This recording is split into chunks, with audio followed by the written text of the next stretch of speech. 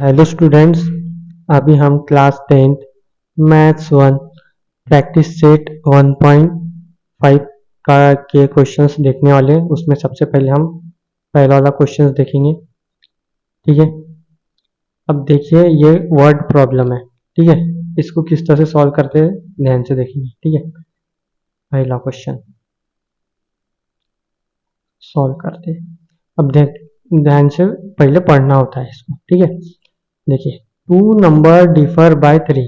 अब सबसे पहली लाइन हमको क्या बोला है, 2 नंबर डिफर बाय 3। दो नंबर है, उसका डिफरेंस, डिफरेंस मतलब माइनस कितना है 3। मतलब कोई तो एक नंबर है, उसमें से दूसरा नंबर को हमने माइनस कर दिया तो आंसर कितना है 3। तो एक बड़ा नंबर है, एक छोटा नंबर है, बड़े नंबर में से छोटा नंबर माइनस कर दिया तो कितना आ गया 3 आ गया। हमने क्या कर लिया, सबसे पहले जो बड़ा नंबर है उसको क्या सपोज करेंगे हम x। ठीक है, और छोटा नंबर है उसको सपोज करेंगे y। मतलब बड़े नंबर में से छोटा नंबर मतलब y माइनस हो गया, मतलब x में से y माइनस हो गया तो कितना बच गया 3। ठीक है, टू डिफर नंबर, दो नंबर का डिफरेंस मतलब एक बड़े नंबर में से छोटा नंबर माइनस हो गया तो कितना बच गया 3। तो ये हमारा बनके तैयार हो गया इक्वेशन नंबर 1।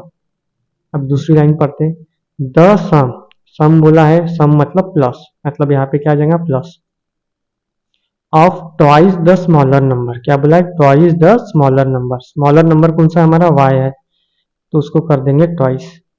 ठीक है, हमने यहाँ पे लिए थे ये बड़ा नंबर और माइनस किए थे, बड़े नंबर को माइनस किए थे छोटे नंबर से, तो कितना आया था 3। मतलब ये हमारा छोटा नंबर हो गया, ये हमारा बड़ा नंबर हो गया। ठीक है, इसलिए यहाँ पे हमने क्या करा, ट्वाइस बोला है, ट्वाइस द स्मॉलर नंबर मतलब 2y। ठीक है, twice the smaller number and thrice the greater number. Thrice the greater number मतलब जो बड़ा नंबर है उसको क्या करना है 3 बार मल्टीप्लाई करना है, थ्राइस करना है। ठीक है, 3x हो जाएगा। इज 19, इज मतलब इक्वल टू कितना आ गया 19। ठीक है, इस तरह से इक्वेशन बन के तैयार हो गया। ये हो गया हमारा इक्वेशन नंबर 2। ये दो इक्वेशन हमारे क्या हो गए बन के तैयार हो गए। ठीक है, अब जब भी हम इक्वेशन सॉल्व करते हैं या तो x वाली टर्म या तो y वाली टर्म को हमको क्या करना होता है, सेम करना होता है। हम क्या करेंगे, x वाली टर्म को सेम करेंगे।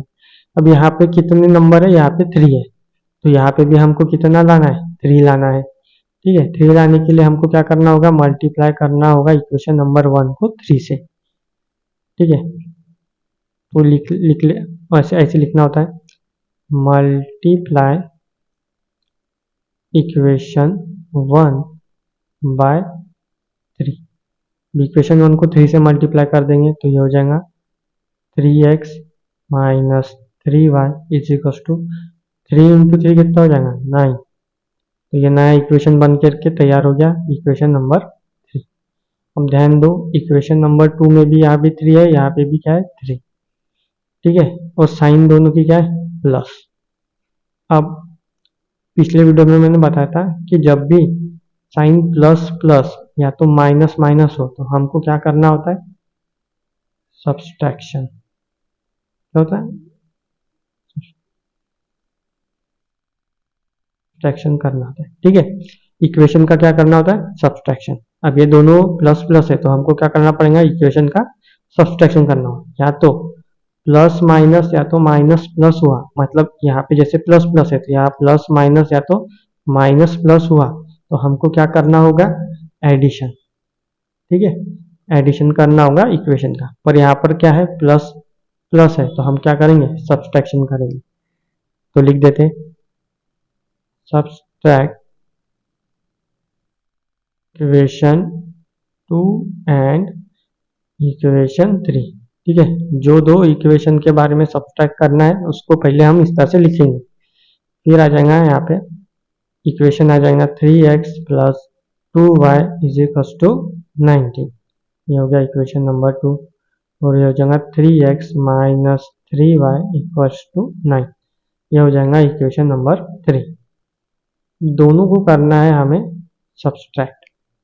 ठीक है, सबसे पहले तो यहाँ पे प्लस है और यहाँ पे भी क्या है प्लस है। ठीक है, इस तरह से लिख लेंगे। अब जब भी हम सब्ट्रैक्ट करते हैं तो जो सेकेंड वाला इक्वेशन होता है उसकी साइन क्या हो जाती है चेंज हो जाती है। ठीक है, सब्ट्रैक्शन में क्या हो जाएगा चेंज। तो ये प्लस काट के यहाँ पे क्या आ जाएगा माइनस, ये माइनस काट के यहाँ पे क्या हो जाएगा प्लस। प्लस काट के यहाँ पे क्या आ जाएगा माइनस, ठीक है। तो ये कब होता है, जब हम सब्सट्रैक्शन करते हैं तभी होता है, ठीक है। लेकिन जब हम एडिशन करते हैं तब साइन चेंज नहीं होती, जब सब्सट्रैक्शन करते हैं तभी क्या होती है, साइन चेंज हो जाती है, ठीक है। तो ये +3y, सॉरी ये +3x माइनस 3x क्या हो जाएगा, कैंसिल, ठीक है। ये +2y, ये +3y, ये हो जाएगा 5y, ठीक है। और ये 19 में से -9 गए तो कितने बच गए, 10। तो यहाँ पे आ जाएगा y is equal to 10/5, y is equal to हो जाएगा 2। y की वैल्यू कितनी आ गई है, 2 आ गई है, ठीक है। अब हमको y तो फाइंड कर लिया, अब हमको x फाइंड करना है, तो क्या करेंगे, put the value of y in equation, किसी भी एक इक्वेशन में रख देंगे, 1 2 या 3 में से हम 1 में रख देंगे, ठीक है 1। अब यह है x minus Y is equal to 3, यह हमारा क्या है, इक्वेशन नंबर 1। अब इसमें हम क्या करेंगे, y की वैल्यू पुट करेंगे, y की वैल्यू कितनी निकाली, 2, तो y की जगह पे आ जाएगा 2, x minus 2 is equal to 3, x is equal to, ये -2 उधर गया तो ये हो जाएगा 3 minus 2, x is equal to, sorry ये प्लस हो जाएगा, ठीक है। तो यहाँ पे कितना आ जाएगा 5, ठीक है। तो x की वैल्यू कितनी आ गई 5 और y की वैल्यू 2। तो यहाँ पे इस तरह से लिखेंगे, क्या बोला है उसने, find the number, number find करने के लिए बोला है, तो लिखेंगे the number is x is equal to क्या आ गया 5 एंड y इक्वल टू आ गया 2, ठीक है। इस तरह से हमको फाइनल में आंसर लिखना है, ठीक है। इसी तरह से अब आगे के और भी क्वेश्चंस हम सॉल्व करेंगे, तो आने वाले वीडियोस को इसी तरह से देखते रहिए और लाइक और सब्सक्राइब कीजिए, ठीक है। Thank you.